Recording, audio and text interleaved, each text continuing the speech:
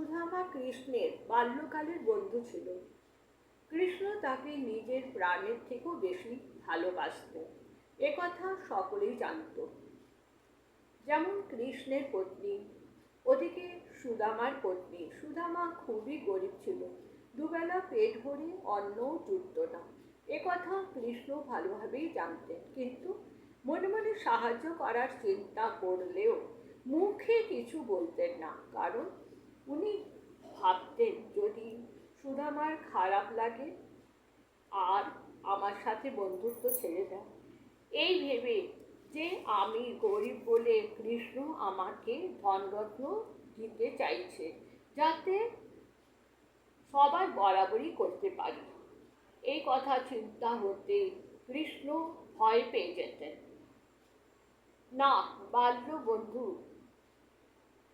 সুদামাকে আমি হারাতে চাই না, তাই সাহায্য করার কথা স্বপ্নেও ভাবতেন না। এদিকে সুদামার পত্নী তাকে রোজ বলতো, তুমি কৃষ্ণের কাছে গিয়ে সাহায্য কেন চাইছো না? উনি এত বড় রাজা, তোমার সাহায্যের জন্য মানা করেই করবেন। অতএব একদিন সত্যি সত্যি সুদামাকে জবরদস্তি কৃষ্ণের কাছে পাঠিয়ে দিল। ঘরে কিছু ছিল না বলে ক্ষুদ্র লাড্ডু বানিয়ে সুদামার হাতে পুটলি বেঁধে দিল। ইচ্ছে না থাকলেও সুদামাকে কৃষ্ণের কাছে যেতেই হলো।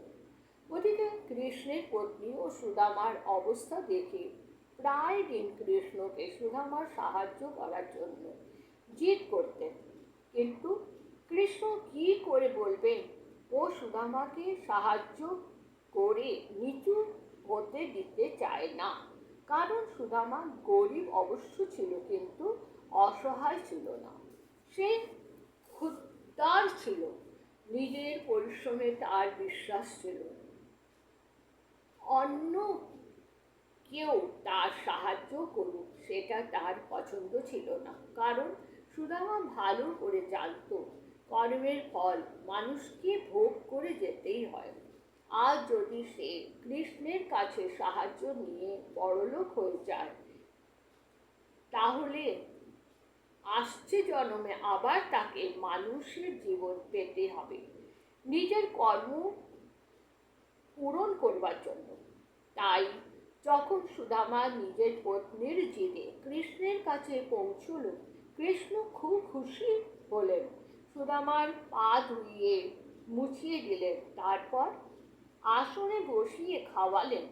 তারপর যখন বিদায় নিচ্ছিল সুদামা, তখন লজ্জার চোটে ক্ষুদ্র লাড্ডু না দিয়ে আর না কিছু কৃষ্ণের কাছে চেয়ে এমনি চলে আসছিল। কিন্তু কৃষ্ণ তো অন্তর্যামী ছিলেন, তাই ভক্তের মনের কথা জেনে গেলেন। কিন্তু সুদামাকে ছোট করবেন না বলে কিছু বললেন না। কিন্তু ক্ষুদ্র লাড্ডু উনি খুব শ্রদ্ধার সাথে খেলেন। এই দেখে সুদামার চোখ থেকে অনবরত অশ্রু প্রবাহিত হচ্ছিল। সুদামা যখন কৃষ্ণের কাছে থেকে বাড়ি ফিরল, তখন সুদামার পত্নী অসন্তুষ্ট হলো, কিন্তু কৃষ্ণ সুদামাকে কিছু না বলে কৃপার হাত মাথায় রেখে দিলেন। এই হচ্ছে কৃষ্ণ সুদামার কাহিনী। এতেই বোঝা যায় মানুষকে কর্মের সাজা অবশ্যই পেতে হয়। এই জন্মে নয়তো আসছে জন্মে কিন্তু নিশ্চয় পায়। কর্ম ভগবানকেও ছাড়ে না, তবেই না রামকে কৃষ্ণ কেউ কর্মের ফল পেতে হয়েছিল।